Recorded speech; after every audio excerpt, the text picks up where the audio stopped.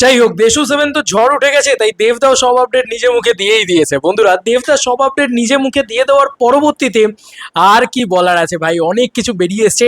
Wrap up পার্টির যে দেবদা স্পিচটা, সেটা এতদিন ধরে ফুল স্পিচটা, 11 মিনিটের যে ফুল স্পিচটা, সেটা এখন এতদিন ধরে কোথাও মানে বেরোয়নি। সিটি সিনেমা থেকে দেখতে পেলাম, থ্যাঙ্কস টু ইমরাজ। ও আমাকে জানালো যে দেখো দেবদা এটা বলেছে, এটা বলেছে, এটা বলেছে, এটা বলেছে, এটা বলেছে। তো এত কিছু বলে দিয়েছে দেবদা।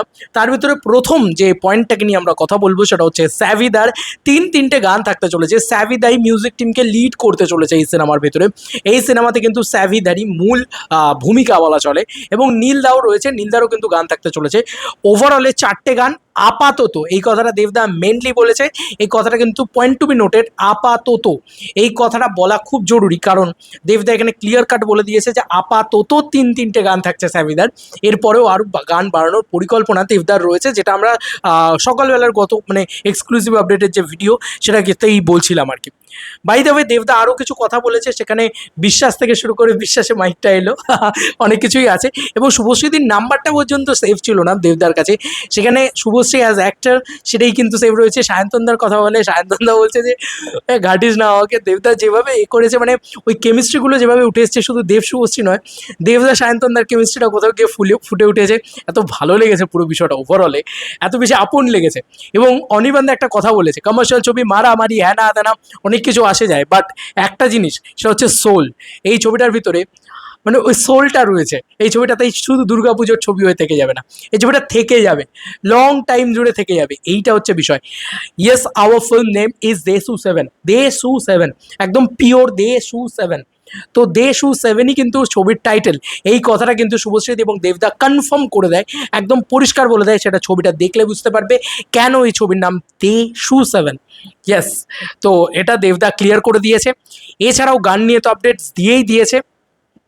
মানে স্টোরিকে কেন্দ্র করেই এতটা বড় একটা আপডেট এসছে আর কি। স্টোরিটাই এমন যে নামটা কিন্তু দেশু 7ই থাকতে চলেছে, তার মানে স্টোরির ভিতরে এইটার জাস্টিফিকেশন থাকবে দেশু 7। আচ্ছা, বাই দ্য ওয়ে, আরও কিছু আপডেটস তোমাদেরকে দিয়ে দিই বন্ধুরা। দেবদা কিছু কিছু জায়গায় আবেগপ্রবণ হয়ে দাঁড়িয়েছে ডিরেক্টরের কথা বলতে গিয়েছে। এই জায়গাটা, এই মাঝখানের সিটটা যে এত তাড়াতাড়ি আমাকে এসে দাঁড়াতে হবে আমি ভাবতে পারিনি, এই জায়গাটা।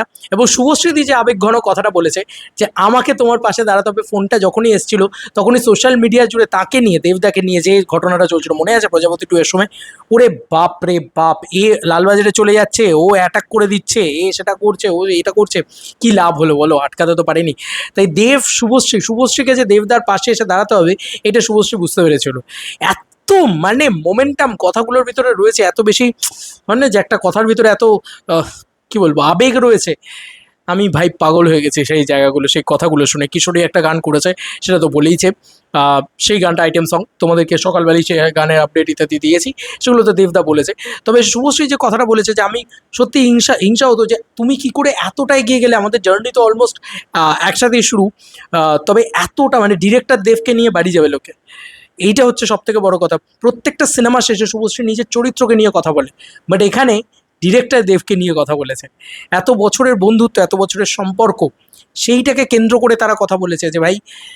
এবং শুভশ্রী এক কথায় রাজি হয়ে গেছে। দেবদা বলছে না আছে ছবির টাইটেল, না আছে ছবির গল্প, না আছে ছবির ডিরেক্টরকে জানি না, তোমাকে ছবিটা করতে হবে। শুভশ্রী বলছে অফকোর্স করব।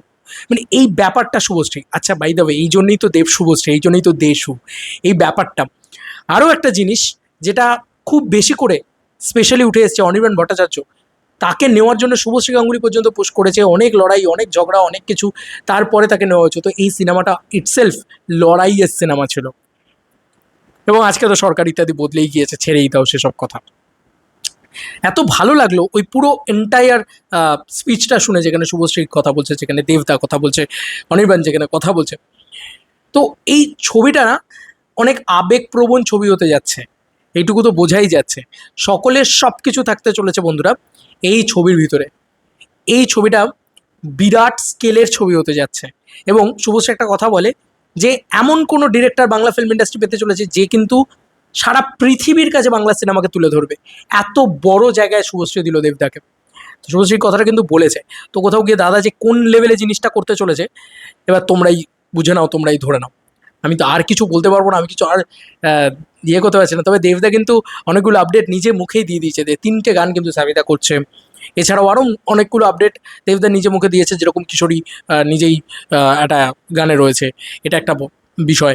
এবং আরও কিছু আপডেটস, যেরকম ধরো এই যে তোমার নীলদা রয়েছে, নীলদাও ইয়েতে রয়েছে, স্যাভিদা লিড করছে মিউজিক টিমটাকে আপাতত।